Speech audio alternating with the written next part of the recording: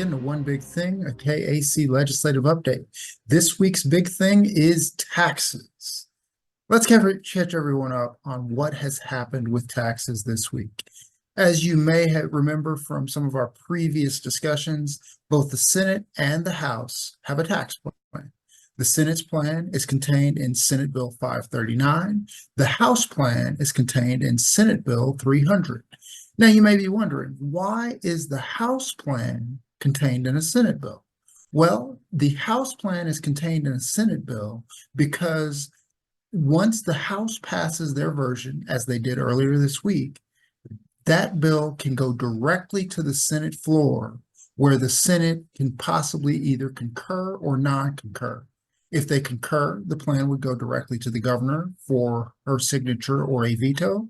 If they non-concur, the bill would go directly to conference committee, where the House and Senate tax committees could work out the differences on that bill. The Senate bill, however, the Senate plan, which is in Senate Bill 539, gets treated differently. Because it is in a Senate bill, that bill has not been considered by the House. That bill number has not been considered by the House.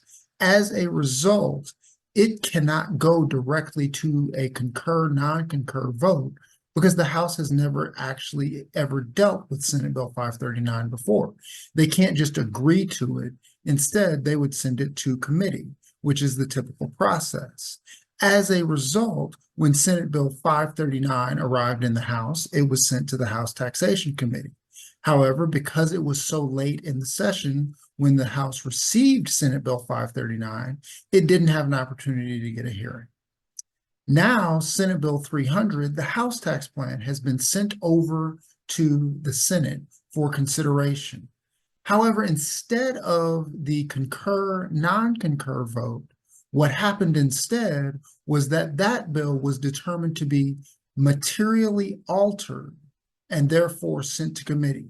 That language is important because what that means is that rather than considering that bill for a concur or non-concur, either to send it to the governor for signature or send it to conference committee to work out the differences, that bill was sent back to committee. And as I mentioned a few moments ago, because it is so late in the legislative session, committees are not meeting.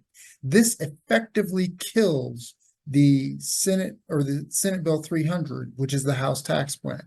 This leaves us at a situation where first adjournment is on Friday, April the 5th. There is no tax plan.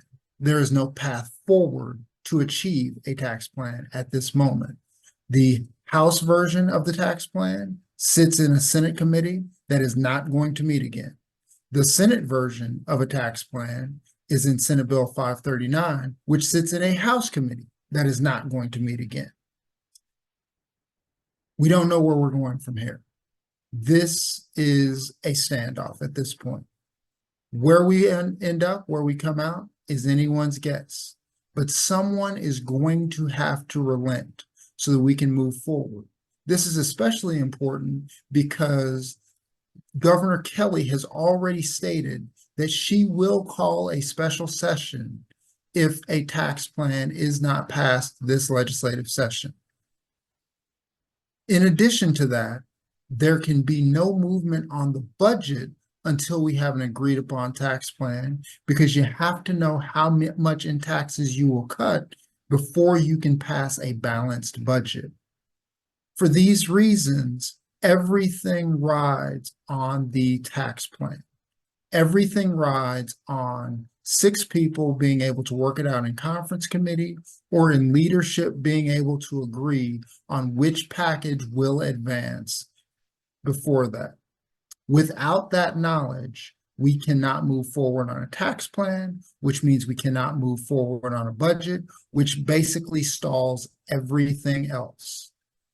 The first domino that must fall in order to get this legislative session moving again is the tax plan. Which version prevails is still unknown, but know that we will have to see a tax plan before we see anything else. That's all for now, but stay tuned here for more information on where we go from here with the tax plan in the 2024 legislative session. Until next time, this has been One Big Thing.